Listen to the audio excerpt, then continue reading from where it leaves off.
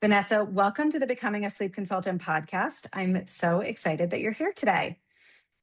Thanks, Jane. Thanks for having me. I'm excited to be here.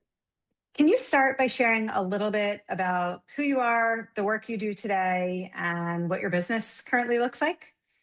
Yeah, so I'm the founder of Bay and Beyond Sleepy Time Solutions. I've been in business for about 2 years now. I'm obviously a sleep consultant and a postpartum doula. So I like to say I have the best of both worlds. I get to help families with sleep and I get to snuggle babies, which I love. I've been working with families for about 17 years now. And obviously, I'm passionate about helping families. I'm passionate about child development and emotional regulation.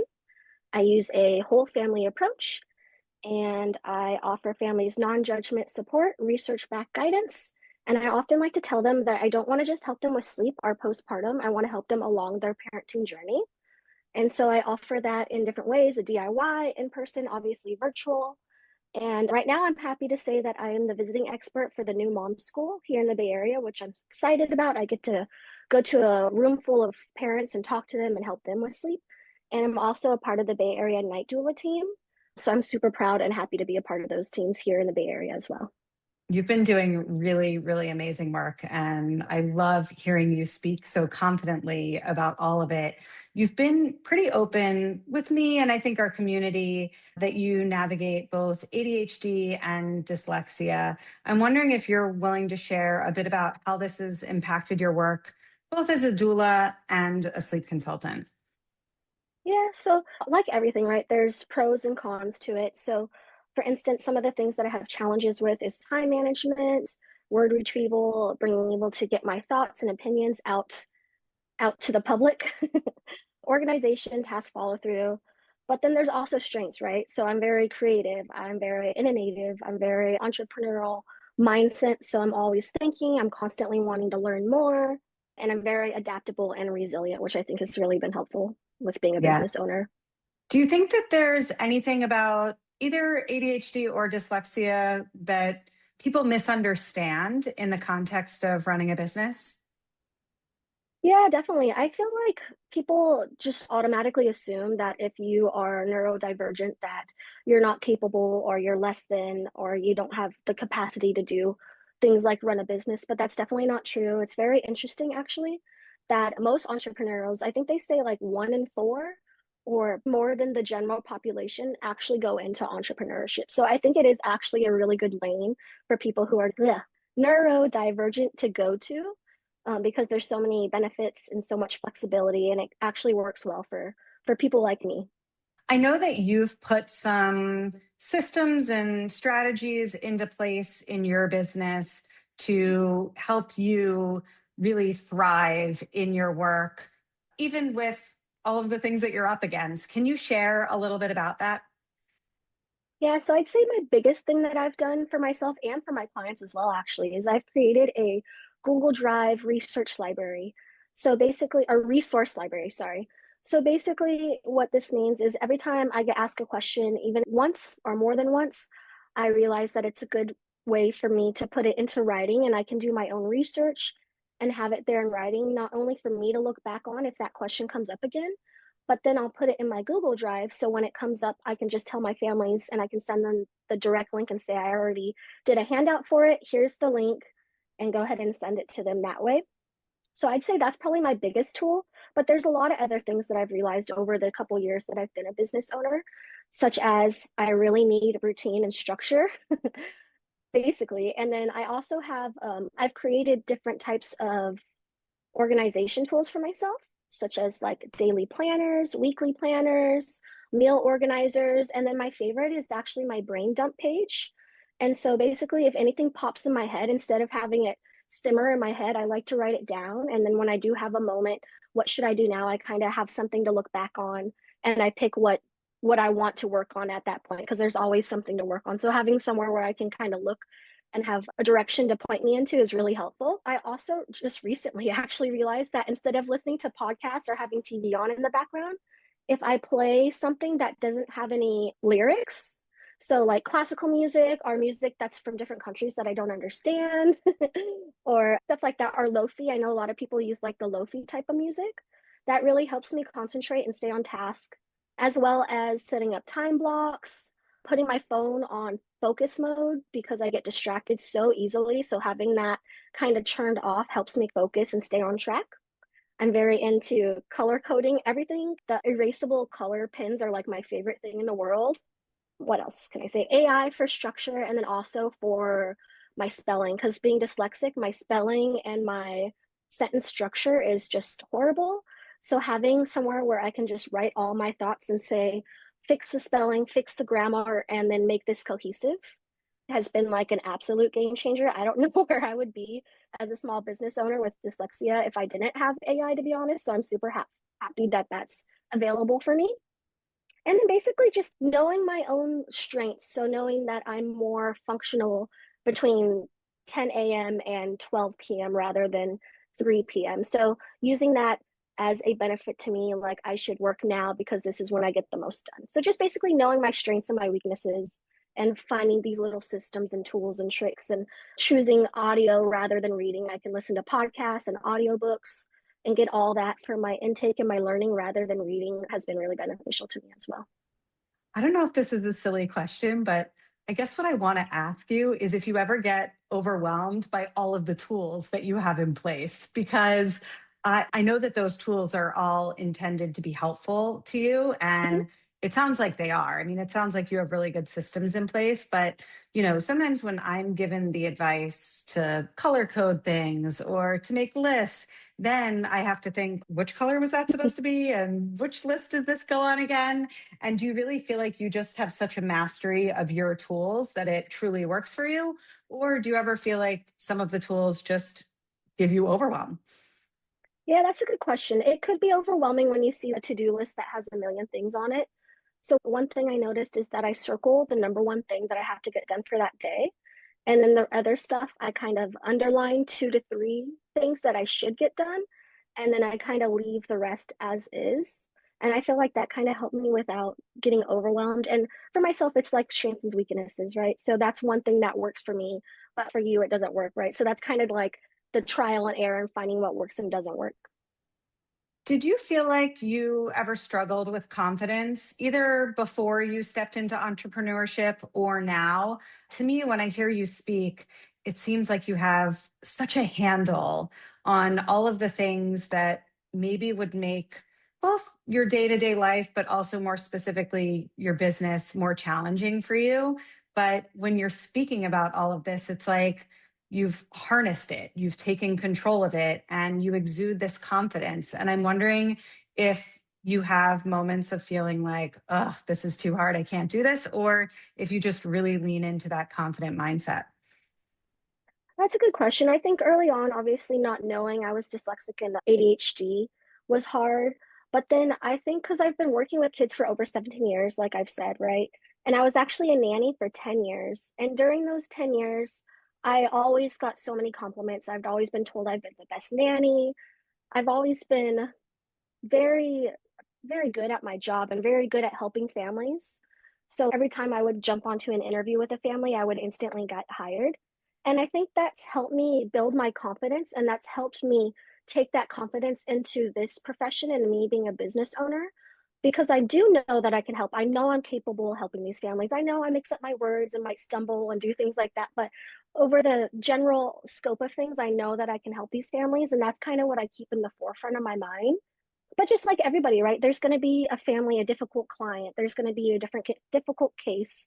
And so when it comes to things like that, I'm very thankful that I have the CPSM Facebook group to reach out to so I can get help and get some extra input to help me navigate the challenging things. So I'm very confident in the fact that I can help families. And if I have a question, I know where I can reach out to. So that Yeah. makes it really helpful. I think you're also just doing so much to set yourself up for success, right? Whether you have these limitations or not, whether you're neurodivergent or not, I think so many people sometimes just sit and stew or worry about all of the things that are hard.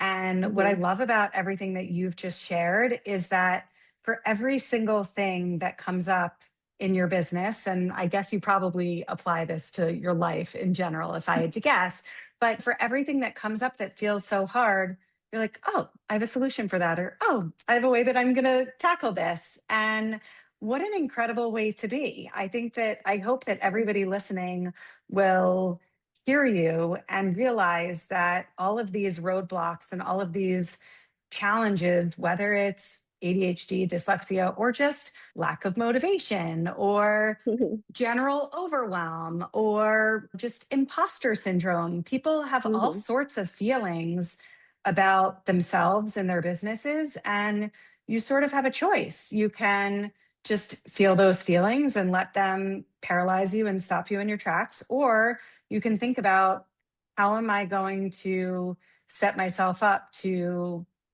accommodate the way that I'm feeling or my own circumstances and figure it out so that I can grow. I'm so, like, it's really Yeah. impressive to me. Yeah, what I actually like, I don't remember where I heard it, but it's instead of you approach things with curiosity. So when you approach things with curiosity rather than stress, then it makes you more curious and then you're more likely to want to learn and figure it out with curiosity rather than stress. Instead of saying I have to do this, I get to do this is another thing that I like to use a lot because just not just neurodivergent people, right? Just like you said, everybody struggles with these things. Do you use social media in your business? Yeah. Yeah, I do. I have Facebook and Instagram. I'm not very active. Well, I'm kind of bad about it. I'll post 3 times a week and then not post for maybe 2 weeks. And then so I kind of go back and forth a lot. I got up to like 32,000 views in 1 month and then I kind of went on vacation and then it slowly dropped. So I use it here and there.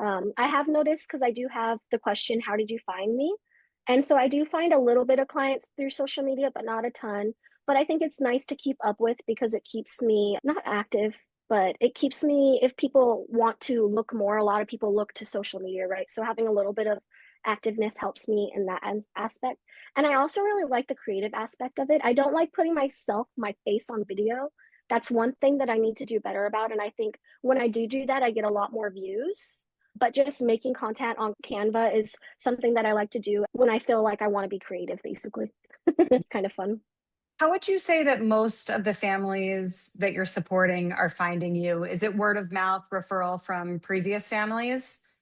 hmm Yeah, so right now it's a little bit of everything, honestly. It's a little bit of social media, it's a little bit of word of mouth. I actually just recently had a client tell me that they found me on Gemini chat, which was like mind blowing and I'm super excited about. But like I said, I'm also a part of the new mom school visiting expert team. So I tend to get about 1 or 2 clients every time I do a class with them, which has been really fun too. So you said earlier that whenever you go on an interview, when you're nannying or for postpartum doula work, that you always get the job. And Mhm. I could see why. And I'm wondering if you've pinpointed what it is about yourself that just seals the deal. Do you know what that X factor is? I'm not sure.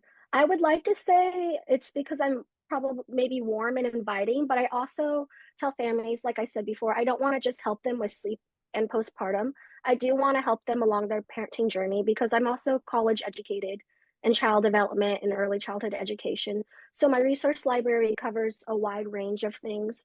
And in general, I just want to help families have a good bonding long-term relationship with their kids and I think they can see that and they know that I can help them, not just temporary, but long term.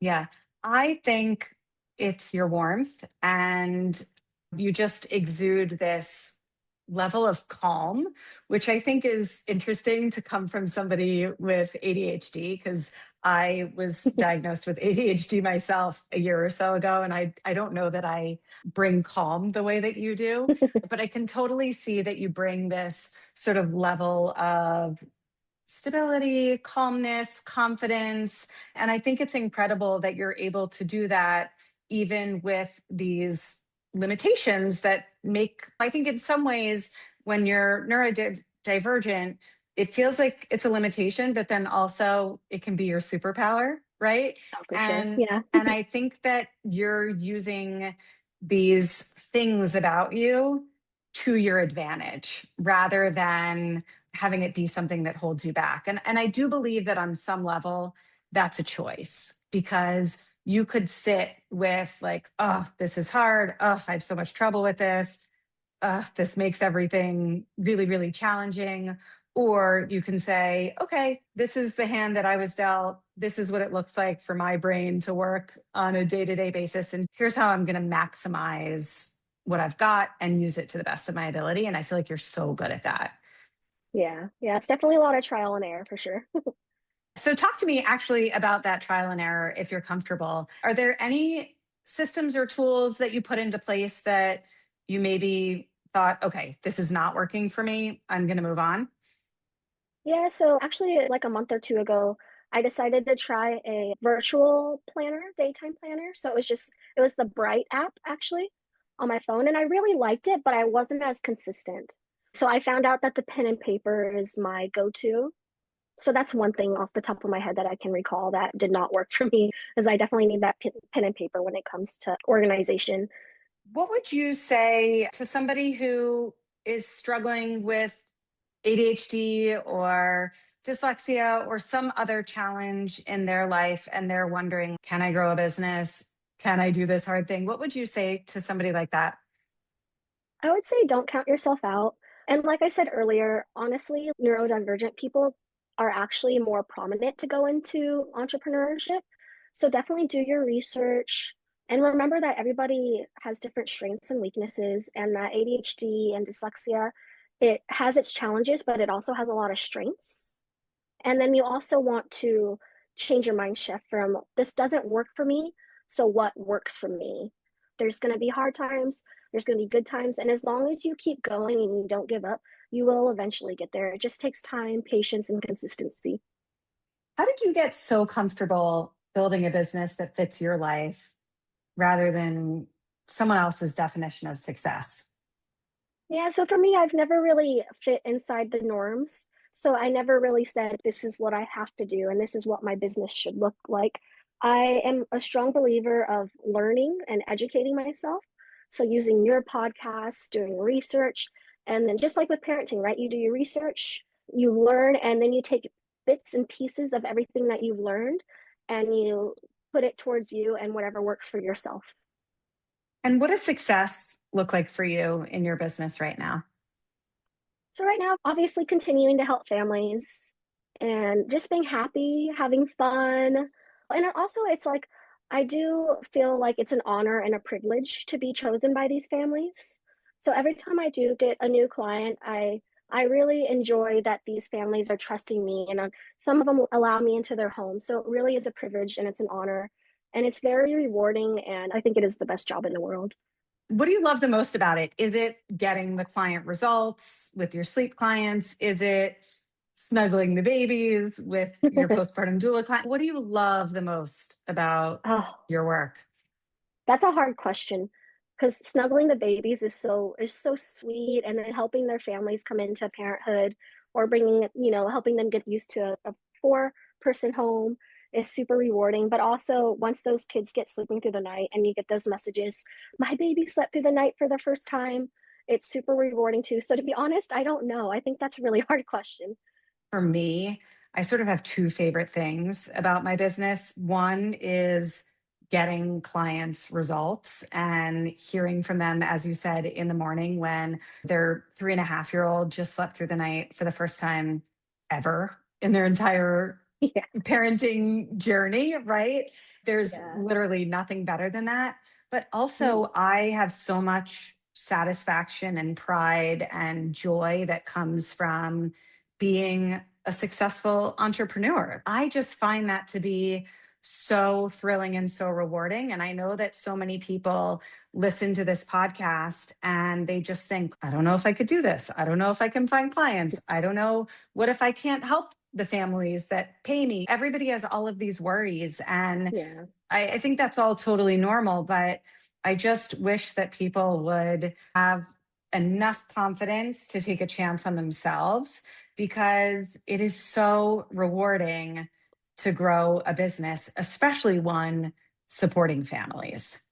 I totally agree. And I think to piggyback off of that, I feel like lots of people think like there's one way to do it, or they'll hear somebody say, I got so many clients by posting on Facebook, but it doesn't work for them. So I think people who are successful are able to pivot and try new things and try to work the system to see what works for them because they have different strengths, and even the different location where they live at, people respond differently to that. So it's about being consistent and not giving up and finding Yeah. what works. I think you're total proof of that, that you have figured out ways to grow your business in a way that works for you, that is totally unique to your personality and your business. And I think that anybody is capable of that. They just have to be willing to try And put in the work. and put in the work. That is exactly Yeah. right. Where can people learn more about you, learn more from you? Do you want to share your social media, website, anything like that? Yeah, so people can reach out to me. I'm also, if anybody's interested in my organization tools, like my weekly planner, my daily planner, my meal organizer, any of those types of things, I'm open to sharing. So they can reach out for me if they want that, or if they have any questions. And you can find me on my website, which is www.bbsleepytimesolutions.com. And I'm on Instagram at Sessa_BB Sleepy Time Solutions. And then I have a Facebook. I'm not on there as much, but it's just Bay and Beyond Sleepy Time Solutions. Vanessa, this was fantastic. Thank you so much for being willing to share both all of your knowledge, your expertise, and also your actual tools. And congrats on all of your success in your business. And we'll have to do this again soon.